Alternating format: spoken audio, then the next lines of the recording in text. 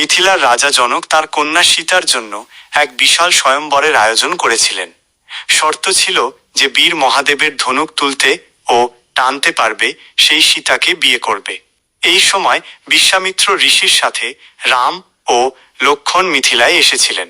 একদিন রাজপ্রাসাদের বাগানে সীতা পূজা করতে গিয়েছিলেন দেবী গৌরী রক আছে। সেই সময় রাম ঋষি বিশ্বামিত্রের সাথে সেই বাগানের পাশ দিয়ে যাচ্ছিলেন।